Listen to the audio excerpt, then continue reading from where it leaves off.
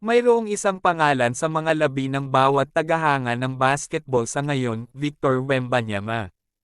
Ang 29 na metro, 7 talampakan at 18 taon na Frenchman ay itinuring na isang generational talent hindi lang para sa kanyang pisikal na anyo, na kinabibilangan ng 2 at 4 na metro, 8 talampakan ang haba na wingspan, kundi pati na rin ang kanyang on-court finesse na nakikita siyang nakakapag-drill ng 3-point shots ng madali.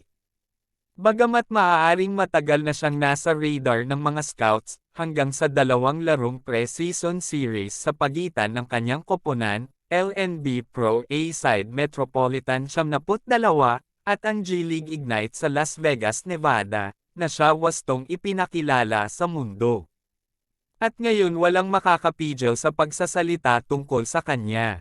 Ang matayog na sentro ay nag-average ng 36.5 puntos, 7.5 rebounds, 2 assists, 1 steal, at 4.5 blocks sa 2 laro, na tumulong sa French outfit na makaganti sa kanilang unang pagkatalo para tapusin ang 1-1 overall.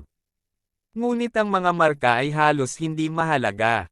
Ang binata mula sa Lechesney ay nagpakita na siya ay mas mataas kaysa sa iba kabilang si Scott Henderson, na inaasahang pupunta ng maaga sa 2023 NBA Draft.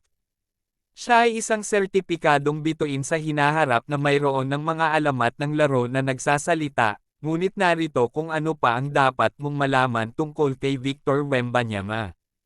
Isang pagkakamali ang humantong sa kanyang pagtuklas sa panahon ng laro ng U11 sa Versailles. Unang na-scout ang Wembanyama, sumama ang coach ng Nanterre Basketball Club na si Michael Allard upang manood nang mapansin siya ng assistant coach sa bench sa kanyang kahangahangang mahabang frame. Nagsimula siyang magtaka kung ano siya bilang isang manlalaro. Ilang sandali pa ay nasagot na niya ang tanong niya dahil ang figure na nakakuha ng kanyang imahinasyon ay hindi bahagi ng coaching staff. Ngunit sa halip, ito ay Wembanyama. Agad na kinuha ni Allard ang telepono at tinawagan ang technical director na namamahala sa U11 program sa JSF Nanterre upang sabihin sa kanya ang tungkol sa kanyang paghahanap. Kamakailan, di nagtagal pagkatapos, lumipat si Wembanyama sa club at nanatili doon na dumaraan sa hanay ng mga kabataan. Ginawa niya ang kanyang propesyonal na debut para sa Nanterre sa Eurocup noong 2019. Makalipas ang 1 taon ay ginawa niya ang kanyang LNB Pro A debut at kalaunan ay nanalo ng 2020-21